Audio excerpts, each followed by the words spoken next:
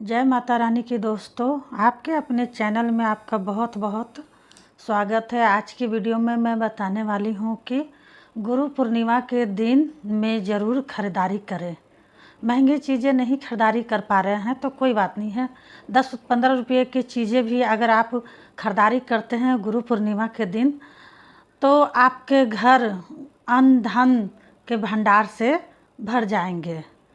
तो सोना चांदी नहीं खरीद पा रहे हैं, महंगी चीज़ें नहीं खरीद पा रहे हैं तो गुरु पूर्णिमा पर ज़रूर खरीदें। यह चीज़ भर जाएंगे अन्न धन के भंडार। आषाढ़ माह की पूर्णिमा को गुरु पूर्णिमा के नाम से जाना जाता है। महर्षि वेद व्यास जी ने पहली बार मानव जाति को चारों वेदों का ज्ञान दिया था, इसलिए महर्षि वेद व्यास जी को प्रथम गुरु माना जाता है। इस बार गुरु पूर्णिमा 21 जुलाई को ज्योतिष शास्त्र में पूर्णिमा तिथि पर विशेष उपाय करने का भी विधान है। आषाढ़ माह की पूर्णिमा तिथि को वेदों के रचयिता महर्षि वेद व्यास का जन्म हुआ था, अतः आषाढ़ पूर्णिमा को गुरु पूर्णिमा भी कहा जाता है। पूर्णिमा तिथि पर पूजा तप जप और दान का विधान है। धार्मिक मान्यता है कि पूर्णिमा तिथि पर पूजा जप तप और दान करने से साधक को अमोघ फल की प्राप्ति होती है। इस दिन जगत के पालनहार भगवान विष्णु और माता लक्ष्मी की पूजा उपासना की जाती है। साथ ही वेदों के जनक वेद व्यास जी की भी पूजा की जाती है। ज्योतिष शास्त्र में पूर्णिमा तिथि पर विशेष उपाय करने का भी विधान है। इन उपायों को करने से घर में सुख समृद्धि और खुशहाली का आगमन होता है। अगर आप भी सुख शांति और धन पाना चाहते हैं तो गुरु पूर्णिमा तिथि पर यह 5 चीज़ें खरीदकर घर ले आइए।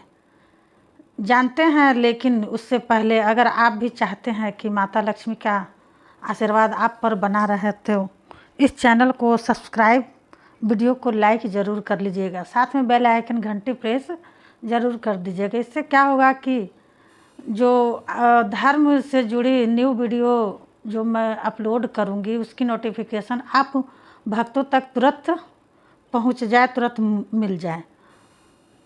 तो पहला नंबर, एक गुरु पूर्णिमा के दिन क्या खरीदारी करनी है।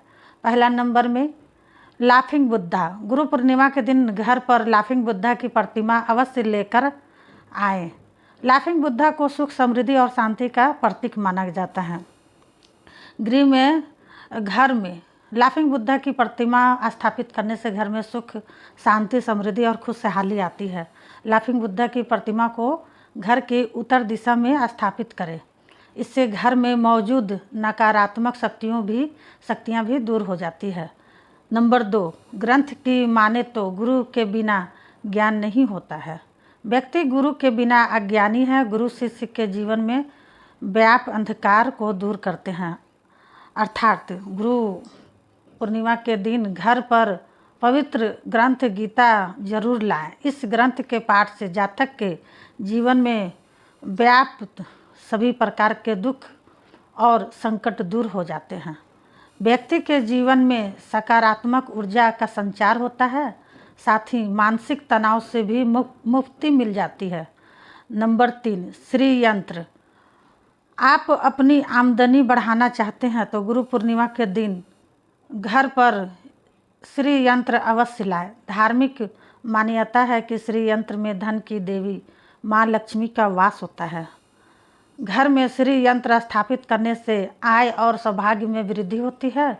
इससे आर्थिक स्थिति मजबूत होती है, साथ ही करियर और कारोबार में तरक्की होती है। नंबर 4, कौड़ी की देवी माँ लक्ष्मी को कौड़ी अति प्रिय है। अर्थात गुरु पूर्णिमा के दिन घर पर कौड़ी अवश्य लेकर आएं। इसके बाद पूजा के समय माँ लक्ष्मी को कौड़ियाँ अर्पित करें। अगले दिन पूजा पाठ कर कौड़ियों को लाल वस्त्र में बांधकर तिजोरी में रख दे।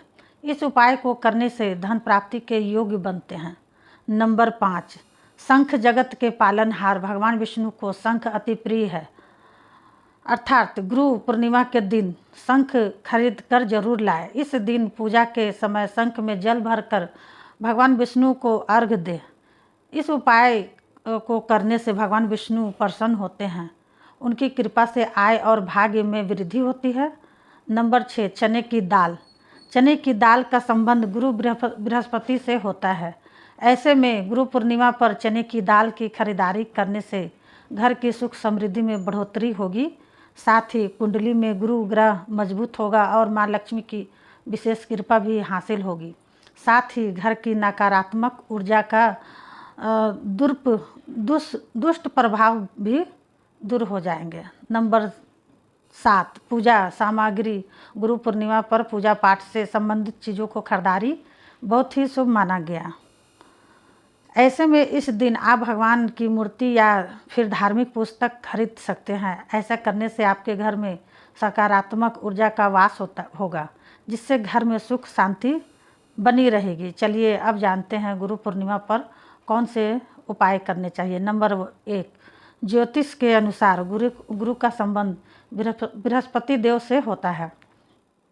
ऐसे में गुरु पूर्णिमा के दिन पीले वस्त्र पहनकर पूजा करने से आपका भाग्य तेज होगा। इससे आपको कार्यों में सफलता मिलेगी।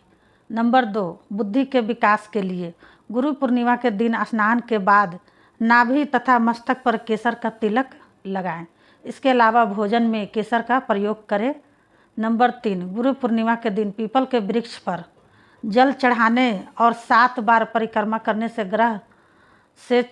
ग्रह दोषों से छुटकारा मिलेगा। नंबर 4, गुरु पूर्णिमा के दिन अगर स्नान करते समय नागर मोथा नामक वनस्पति का प्रयोग किया जाए तो व्यक्ति की सभी शारीरिक और मानसिक परेशानियां खत्म हो सकती है। नंबर 5, गुरु पूर्णिमा को बृहस्पति देव की आराधना और अपने गुरु को नमन करने से आपके जीवन में खुशहाली आएगी। नंबर 6, गुरु पूर्णिमा पर पूजा के दौरान पीले रंग के फूल का इस्तेमाल करें। साथ ही प्रसाद में पीली चीज़ें चढ़ाएं। ऐसा करने से गुरु की आप पर कृपा होगी। नंबर 7, जिन लोगों के प्रत्येक कार्य में बाधा आती रहती है उन्हें आज के दिन विष्णु भगवान के मंदिर में 2 केले के पौधे लगाने चाहिए। इससे मुसीबतों से छुटकारा मिलेगी। नंबर 8, गुरु पूर्णिमा के दिन साबुत मूंग दाल मंदिर में दान करें। साथ ही 12 वर्ष से छोटी कन्याओं को दक्षिणा दें। इससे आपकी तरक्की होगी। नंबर 9, जिनके घर में धन नहीं टिकता है उन्हें आज शुभ मुहूर्त में चांदी का बर्तन अपने घर की ज़मीन में दबाकर रख देना चाहिए। इससे माँ लक्ष्मी का घर में वास होगा। नंबर 10, गुरु पूर्णिमा पर किसी बुजुर्ग ब्राह्मण को भोजन एवं पीले वस्त्र दान करने से व्यक्ति पर गुरु की कृपा होगी। इससे उनकी सभी मनोकामनाएं पूरी होगी। नंबर 11, गुरु पूर्णिमा को घर के ईशान कोण यानी उत्तर पूर्व दिशा को साफ करें। फिर उस पर हल्दी और पानी डालकर लेप कर दें। उसके बाद वहाँ घी के दीपक जलाएं। ईशान कोण का संबंध देव गुरु बृहस्पति से होता है। इस उपाय से घर में सुख शांति और समृद्धि आती है। नंबर 12, गुरु पूर्णिमा के दिन गाय के घी वाला दीपक भगवान कृष्ण के सामने जलाकर पूजा करें। उनके सामने अपनी मनोकामनाएं कहने से बिगड़े हुए काम बनने लगते हैं और हर काम सफल होता है। नंबर 13, गुरु पूर्णिमा के दिन भगवान विष्णु का विधि पूर्वक पूजा करें और अच्युत अनंत गोविंद नामक का 108 बार जाप करें। फिर से मैं बोल दे रही हूँ, अच्युत अनंत गोविंद नाम का 108 बार जाप करें। अब आटे की पंजीरी का प्रसाद बनाकर भोग लगाएं। पूजा के बाद घर परिवार के लोगों में प्रसाद बांटें। इस प्रसाद को खाने से हर किसी की सेहत अच्छी बनी रहेगी। नंबर 14, गुरु पूर्णिमा के दिन प्रातःकाल स्नान के बाद लक्ष्मी नारायण मंदिर में पथ करें और कटा हुआ गोल नारियल चढ़ाएं तथा अपनी मनोकामना भगवान के सामने कहें।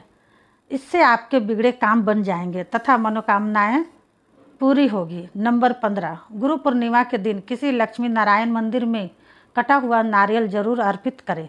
माना जाता है कि इस उपाय को डोट करने से सभी रुके हुए कार्य पूर्ण हो जाते हैं। नंबर 16, जिन विद्यार्थियों को पढ़ाई में समस्या आ रही है उन्हें गुरु पूर्णिमा के दिन गीता पाठ करना चाहिए। इस उपाय से पढ़ाई में हो रही समस्याएं दूर हो सकती है। नंबर 17, जिन जातकों के वैवाहिक जीवन में परेशानी हो रही है उन्हें गुरु पूर्णिमा के दिन गुरु यंत्र का स्थापित कर उसकी विधिवत पूजा अर्चना करनी चाहिए। चलिए आप जानते हैं कि गुरु पूर्णिमा पर कौन से कार्य बिल्कुल भी नहीं करने चाहिए। नंबर 1, धार्मिक मान्यताओं के अनुसार खास तौर पर गुरु पूर्णिमा के दिन अपने गुरु के आसन पर नहीं बैठना चाहिए। ऐसा क्योंकि शास्त्रों में गुरु को भगवान का दर्जा दिया गया है। ऐसे में गुरु के आसन पर बैठना न केवल गुरु का अपमान माना जाता है बल्कि भगवान का अपमान भी माना जाता है। नंबर 2, गुरु के समक्ष कभी किसी चीज़ का सहारा लेकर खड़ा नहीं होना चाहिए। इसके साथ कि उनके मुख की ओर पैर करके नहीं बैठना चाहिए। दरअसल इस तरह से बैठना भी गुरु का अपमान माना गया है। नंबर 3, गुरु के सामने कभी भी अभद्र या अशोभनीय भाषा का प्रयोग नहीं करना चाहिए। अक्सर गुस्से में लोग की जुबान से कुछ ही निकल जाता है। ऐसे में यह हमेशा याद रखना चाहिए कि गुरु की भावनाओं को ठेस पहुंचाने वाले शब्द कभी भी जुबान पर नहीं लाना चाहिए। नंबर 4, कोई व्यक्ति धन दौलत के मामले में कितना भी बड़ा क्यों न हो, उसे गुरु के समक्ष शोहरत का रब कभी भी नहीं दिखाना चाहिए। ऐसा इसलिए क्योंकि गुरु के द्वारा दिए गए ज्ञान ही शिष्यों का कल्याण होता है। याद रहे कि गुरु की वाणी का एक एक शब्द आपकी तमाम संपत्ति पर भारी है। उनके ज्ञान का मोल कभी नहीं चुकाया जा सकता। नंबर 5, हमें भूल कर भी कभी गुरु की बुराई किसी के आगे नहीं करनी चाहिए।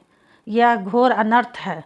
यदि कोई दूसरी व्यक्ति भी ऐसा कर रहा है तो संयमित होकर उसे रोकने का प्रयास करें। यह तमाम जानकारी जन रुचि को ध्यान में रख कर दी जा रही है। धर्म के उपाय और सलाहों को अपनी आस्था और विश्वास पर आजमाएं। वीडियो का उद्देश्य मात्र आपको बेहतर सलाह देना है। इस संदर्भ में हम किसी प्रकार का कोई दावा नहीं करती हूँ।